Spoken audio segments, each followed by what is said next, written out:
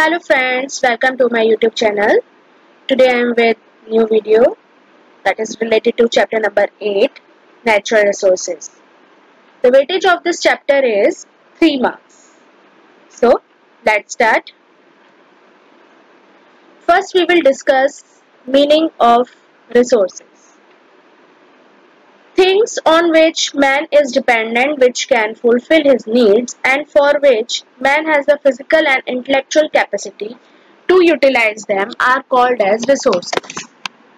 So the things on which we are dependent to fulfill our needs, that are known as resources. We know that there are thousands of elements in the nature, but all cannot be called resources. For example, suppose one rock piece is lying on the road. So that is not resource until we use that rock in making building, in construction work. Okay, so that would not be called as resource. That would only be a thing. So only those elements which can be fully utilized by man through his knowledge, skills and expertise can be called resources. So when we are using those elements with our knowledge, skill, expertise, only in that case the things are known as, or the elements are known as resources. Thus we can conclude that anything which can fulfill human needs and has the property of utility and capability to work in order to be considered as a natural resource. So the element must having these two qualities. Utility means one can use that thing, and capability to work, and we can use that element to do some work and to make something. That in that case only that element would be considered as a natural resource. The resources are formed due to the interactions of the three components, namely nature, man and the culture. So these three things are very important. Nature, man and culture, these three things are interrelated, and that's why we have different types of resources. Uses of resources. Resource can be used as a food, as a raw material and as a energy resource. So first we will discuss as a food. We know that our fruit that is grown naturally from the trees, from the vegetation. We get crops, we get from agriculture. We know it's also from nature. Milk and its products, meat from animals, fish and other aquatic animals from reservoirs, honey prepared by honeybee, etc. So these are the examples of resource as a food. Means we are using these resources to fulfill our need, that is hunger. Resource as a source of raw material. We know that raw material is very important to make some things.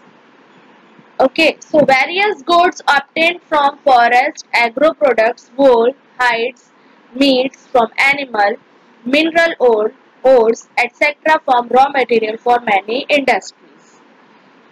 Goods from forest like wood.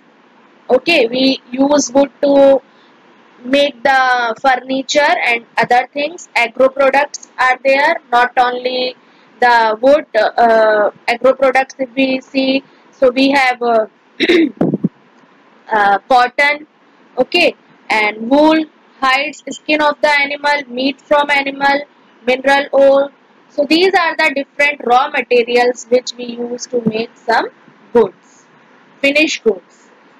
Next, as an energy resource. So resources are used as a energy also from the nature. We take these resources, coal, petroleum, natural gas, as a fuel in industries as well as in domestic fuel.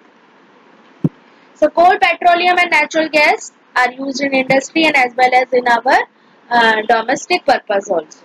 Energy can be generated through solar insolation, wind, sea waves, tides and waterfalls. So not only coal, petroleum and natural gas, but we have other substitute also, solar insolation, wind, sea waves, tides and waterfalls. So these are the natural resources we use as different purpose like food, raw material and energy resources. Now next is classification of resources. Resources can be classified in the following ways on the basis of ownership, individual, national and global. If we talk about individual resource, that is owned by only individual or a family, land, building, etc. Other examples I am having like car, home, okay, our private property, individual resource. National resource which is owned by a region or a country. So that is army, international trade. Global resource, all physical or non-physical resources which are used for human welfare. Resources of common ownership of all nations of the world. What are the example? Like oceans, we know that oceans are used globally at the international level. So for the welfare, human welfare. Okay. But up to some limit, particular ocean is governed by particular country. Okay.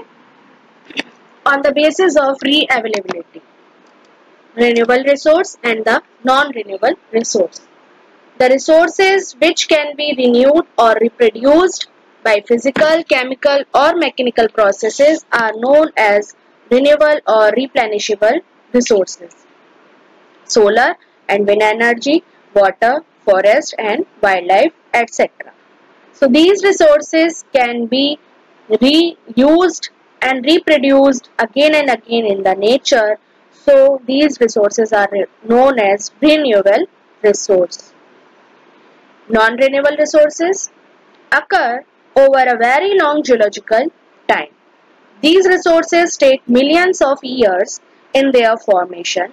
Some of the resources like metals are recyclable and some like fossil fuels cannot be recycled and get exhausted with their use. Example, minerals and fossil fuels. So non-renewable resource means these resources cannot be used again and again. It cannot be reproduced, and if it reproduced, it takes millions of years. So these resources are included in non-renewable resources. Next we have on the basis of distribution centers: universal, generally available, rare, solitary. So universal resources, these resources like useful gases in the atmosphere, oxygen and nitrogen. So these resources, that is gases, are available at the universal basis. Universal basis means at the global level and for the international level. There is no restriction in the atmosphere. So universal resource, that is related to universe. Here the word is universal word is related to universe. Okay, and we know that in universe there are many gases there. Next, generally available resource. These resources are found easily available. Okay, like land, soil, water and pasture land. Rare resources, those available at limited places like minerals, like coal and petroleum. So we know that coal and petroleum we cannot get from anywhere. In particular place only these minerals are found. Next, solitary resources. Minerals available only at one or two places in the world. So this is the mineral which is found only in one or two places in the world.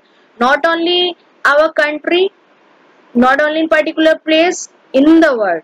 Like cryolite, which is available only in Greenland. So this is solitary resource because it is only found in Greenland.